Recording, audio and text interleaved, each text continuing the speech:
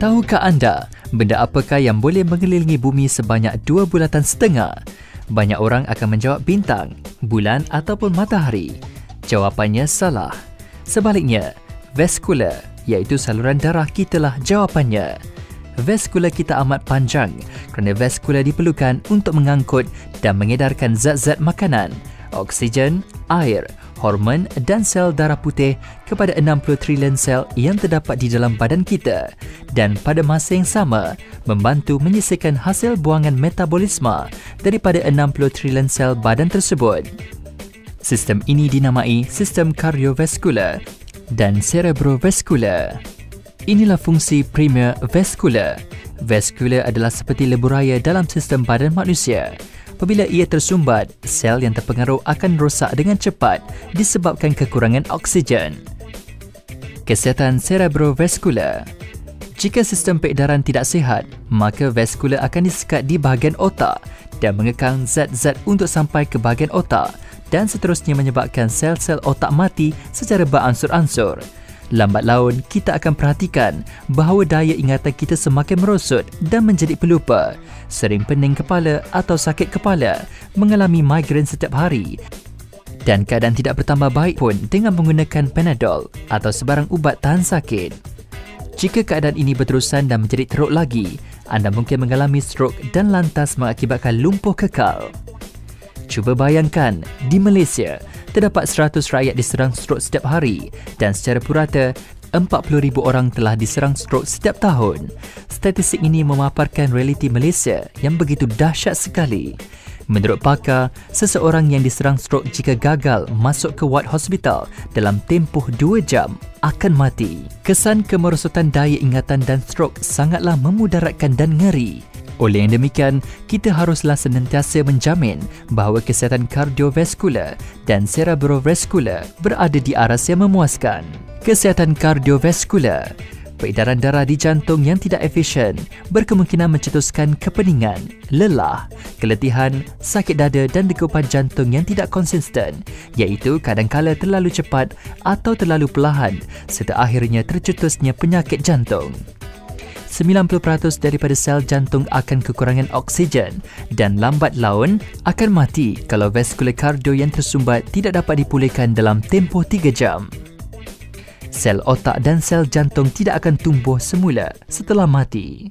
Penyakit kardiovaskular tetap pembunuh nyawa pertama di Amerika sejak 10 dekad yang lalu. Secara purata terdapat satu pesakit kardiovaskular dalam kalangan 3 orang. Menjelang tahun 2020, Malaysia dijangkakan bahawa dalam 10 kes kematian, 7 daripadanya adalah disebabkan penyakit kardiovaskular. Tidakkah jangkaan ini lagi menggetarkan berbanding dengan keadaan di Amerika? Kesihatan seksual. Perkara pertama yang membimbangkan lelaki tanpa disangkal pastinya kapasiti ekonomi mereka dan masalah kedua yang membingungkan golongan lelaki ialah kemerosotan nafsu seks. Hal ini bukan sahaja mempengaruhi golongan lelaki tetapi wanita juga. Akhirnya, ketidaksihatan vaskular juga membawa kepada masalah hati dan buah pinggang, hilang selera makan, pembengkakan pada bahagian muka dan kaki, tangan dan kaki yang sejuk dan luka sukar untuk sembuh. Terdapat faktor-faktor yang memungkinkan peredaran yang tidak baik. Antaranya, pertama, merokok. Merokok menghasilkan radikal bebas yang mengeraskan vaskular dan menambah risiko kelumpuhan. Kedua, amalan sukan yang tidak mencukupi. Pakar berpendapat bahawa seseorang harus bersukan 2 kali dalam seminggu demi peredaran darah yang sihat. Ketiga, usia. Vaskular kardio kita akan mula mengumpulkan kolesterol yang justru menyempitkannya setelah kita mencapai umur 10 tahun. Punca keempat ialah tekanan hidup. Manusia yang mempunyai semangat dedikasi untuk berjaya, yang berkobar-kobar acap kali, merasakan tekanan dan mempunyai beban kerja yang berlebihan. Gejala ini akan mempercepatkan pengecutan vaskular. Kelima, ialah makanan segera seperti burger dan sausage akan mengurangkan kandungan oksigen dalam badan dan membawa kepada pengerasan vaskular. Keenam, pengidap diabetes iaitu kencing manis mempunyai gula dalam darah yang lebih tinggi. Keadaan ini meningkatkan kepekatan darah dan memperlahankan peredaran darah. Ketujuh, faktor genetik. Menurut sumber laporan, kes serangan penyakit jantung yang mencatat usia termuda ialah 15 tahun. Kes ini terjadi akibat daripada faktor keturunan. Fakta ini cukup mengejutkan masyarakat. Jangan sekali-sekali ingatkan keremajaan satu hak istimewa untuk mengelak daripada semua penyakit yang mampu membunuh. Akhir sekali, obesiti, tekanan darah tinggi iaitu hipertensi dan kolesterol tinggi. Dalam kalangan 10 sebab yang tertera, jika anda memiliki 3 daripadanya, risiko anda menghidap penyakit jantung adalah 30 kali ganda tinggi daripada orang biasa. Mari kita tengok, enjin manakah dalam badan kita yang bakal menentukan kesihatan kardiovaskular dan cerebrovaskular. Organ pertama sememanglah jantung kita.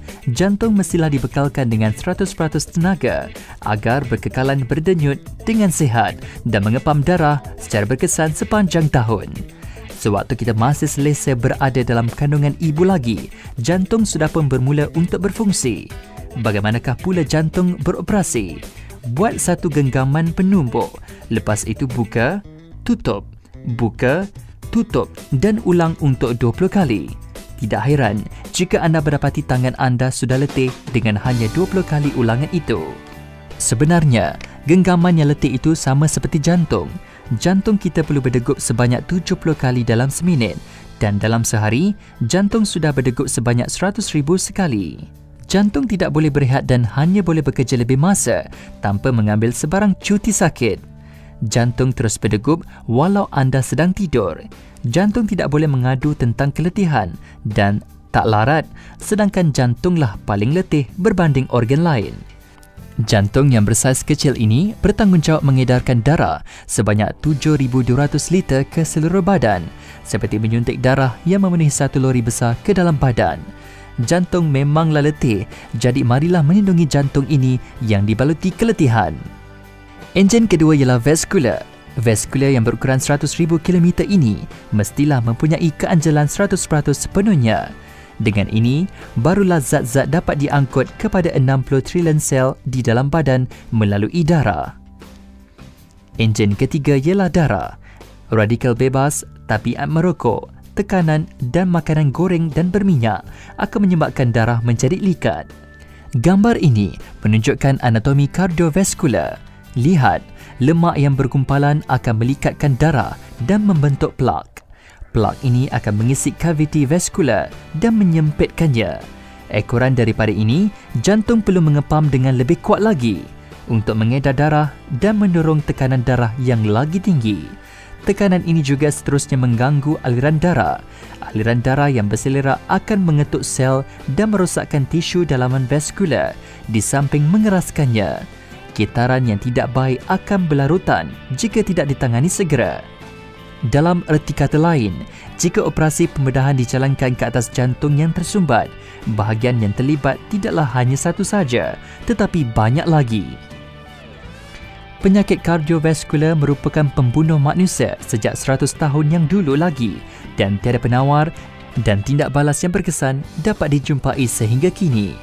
Mujurlah, Alken selaku sebuah syarikat yang mengutamakan kesihatan telah menjumpai satu preskripsi yang dapat menghindari penyakit kardiovaskular secara holistik. Alken Life Extra ialah satu formula yang telah menggabungkan banyak bahan kerana kardiovaskular adalah kompleks. Justru, kardiovaskular perlu ditentangi dengan ubat yang terbaik di dunia. Bagaimanalah pula kita boleh tahu sama ada ubat tersebut adalah terbaik? Jawapannya tidak lain iaitu rumus daripada pemenang anugerah Nobel. Gelaran ini sudah padat memastikan kualitinya yang terbilang. Life Extra terdiri daripada 3 komponen utama. Komponen pertama ialah L-arginina untuk vaskular dan Q10 untuk jantung, disertai zat-zat yang mempunyai manfaat seumpamanya untuk darah. Apabila kita minum Life Extra, L-arginina akan menghasilkan sejenis gas yang ajaib, iaitu nitrik oksida. Dalam badan, nitrik oksida itu macam satu pegawai Jabatan Imigresen yang akan menghalau semua plak dalam vaskular seperti mengusir pendatang asing. Gas ini dapat mengekalkan keanjalan dan kelancaran vaskular, melambatkan pembentukan plak dan melancarkan pengaliran darah. Seterusnya, Q10 dalam Life Extra mampu membekalkan tenaga kepada jantung supaya jantung bekerja lebih masa dengan sihat. Q10 dalam Life Extra berbeza dengan Q10 yang konvensional kerana mengandungi unsur antioksida setinggi 20 kali ganda dan bahan yang 7.4 kali ganda lebih stabil. Life Extra juga mengandungi asid folik dan banyak vitamin lain untuk membantu mengawal kecairan darah serta kelancaran pengalirannya. Darah lelaki adalah lebih pekat kerana mengambil banyak makanan daging, manakala kepekatan darah wanita yang lebih tinggi boleh dijelaskan dengan kegemaran makanan manis yang melikatkan darah. Life Extra merupakan ramuan hasil kajian seorang pemenang anugerah Nobel. Beliau Dr. Farid Murad, seorang saintis perubatan yang hebat. Beliau mempunyai 2 ijazah kedoktoran dan ijazah kehormat daripada 8 universiti. Beliau telah menemui satu jalan pendekatan tanpa perubatan untuk memerangi penyakit kardiovaskular ini yang telah menduduki tempat pertama dalam mengambil nyawa manusia untuk 1 abad yang lepas. Penemuan yang cemerlang ini telah melayakkan beliau anugerah Nobel. Dalam simposium yang dijalankan di Institut Jantung Negara IJN Malaysia pada tahun 2006, Dr. Murad telah membuktikan keberkesanan rumus ini kepada lebih daripada 100 doktor pakar kardiovaskular di Malaysia.